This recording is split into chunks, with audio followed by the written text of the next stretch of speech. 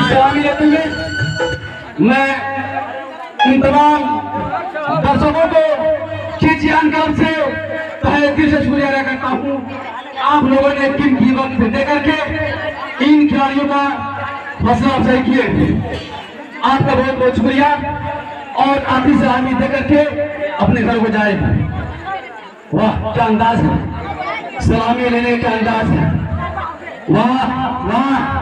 जितनी भी तारीफ की जाए फिर भी कम है।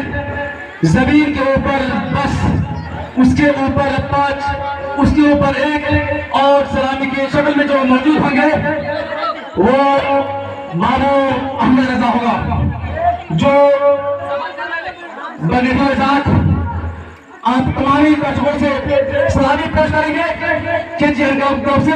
और वाह क्या बात है, वाह वाह क्या बात है, क्या बात है, वाह वाह। जय हिंद जय भारत।